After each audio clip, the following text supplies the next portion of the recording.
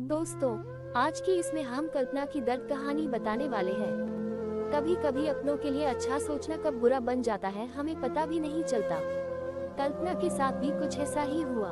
तो आइए अब जानते हैं कि क्या है कल्पना की दर्द भरी कहानी।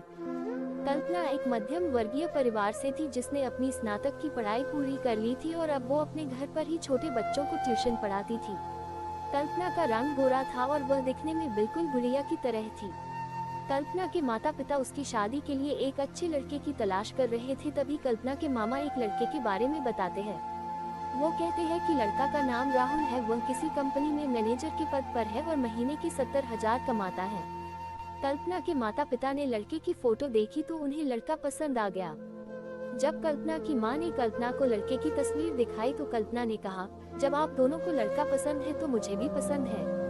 अब लड़का और लड़की वालों के परिवार ने मिलकर शादी की तारीख तय कर दी। कल्पना के माता पिता बहुत खुश थे कि उनकी बेटी की शादी एक अच्छे घर में हो रही है।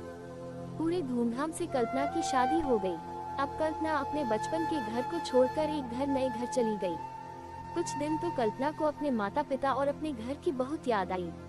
कल्पना की शादी के अब महीने बीत गए थे। अब उसके पति राहुल पहले जैसा व्यवहार कल्पना के साथ करता था। कल्पना से वो चिड़ा सा रहता था। राहुल अब न पहले जैसा कल्पना को प्यार करता और न ही उसकी बातों को मानता। कल्पना को समझ नहीं आ रहा था कि वो क्या करे।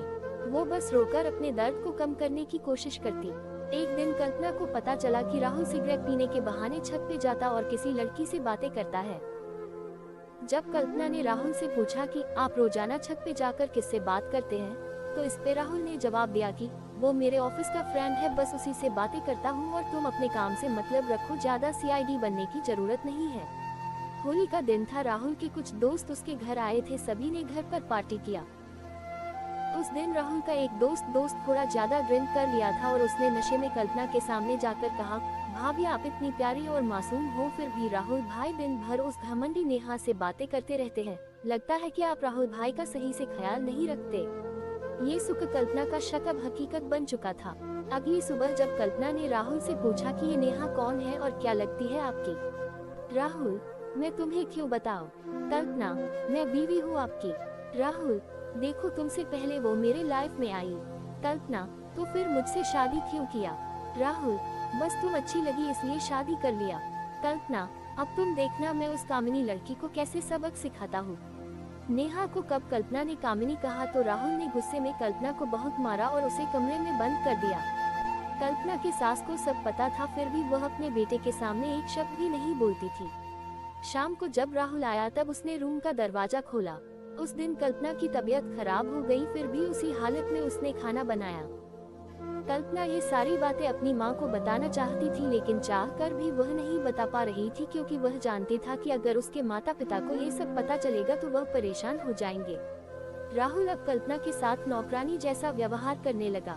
छोटी छोटी बातों पे उसे मारता। कल्पना अब धीरे धीरे डिप्रेशन का शिकार होने लगी। उसके दिमाग में गलत गलत ख्याल आने लगे। अब न वो समय पे खाना खाती और न ही किसी से बात करती। आखिरकार एक दिन कल्पना ने रूम में फांसी लगाकर आत्महत्या कर ली। कल्पना ने आत्महत्या का कारण किसी को नहीं बताया, लेकिन उसके सास को पता था कि कल्पना ने आत्महत्या क्यों किया। दूसरी तरह कल्पना के माता पिता का रो रो कर बुरा हाल हो गया। कल्पना की मां ने पुलिस को आत्महत्या कारण उसके ससुराल वालों को बताया। पुलिस राहुल और उसके माता पिता को ले गए, लेकिन पैसों के दम पर कुछ ही दिनों में राहुल और उसके माता पिता जेल से छूट गए। जीवन में अक्सर अच्छा दिखने वाला इंसान अच्छा नहीं होता। उसके अंदर कहीं न कहीं बुराई छुपी होती है और वही बुराई किसी की जिंदगी को बर्बाद कर देती है।